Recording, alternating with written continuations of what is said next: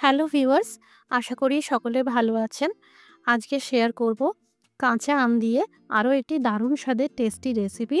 যারা কাঁচা আম দিয়ে খুবই অল্প উপকরণে কম সময়ে ইনস্ট্যান্ট কিছু বানাতে চাইছেন, সহজেই এই কাঁচা আমের মিষ্টি ঝুরি বানাতে পারবেন আর 7 দিন ফ্রিজে রেখে খেতে পারবেন।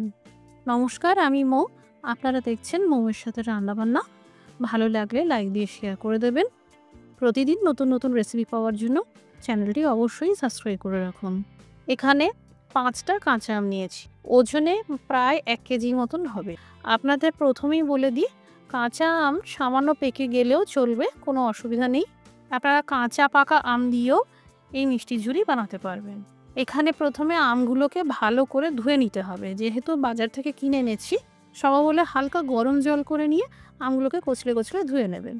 এই মিষ্টি ঝুরি বানাতে আমগুলোকে লম্বা করে কাটতে হবে।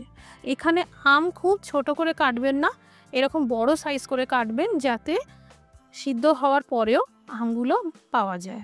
একটা বড় সাইজের পাত্র নিয়েছি, এই কেটে রাখা কাঁচা আমের পিসগুলো দিয়ে দিলাম। এবার এতে মেশাতে হবে আরও কিছু উপকরণ। এখানে নিয়েছি চিনি, এটা চিনি দিয়ে করলেই ভালো, গুড় দিয়ে করতে যাবেন না। এরই সাথে দিয়ে দিলাম 2 চামচ মৌরি,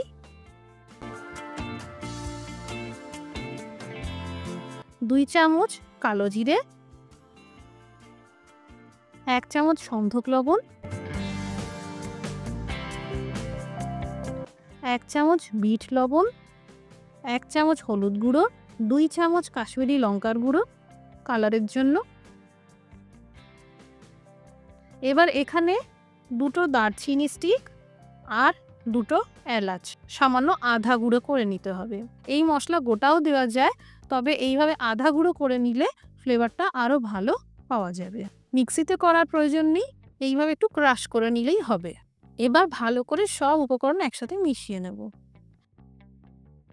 এখানে ভালো করে মেখে নেওয়ার পর এই আমের মিশ্রণ 5 থেকে 6 ঘন্টা রেখে দিতে হবে। অবশ্যই 6 ঘন্টা পর্যন্তই রাখতে হবে।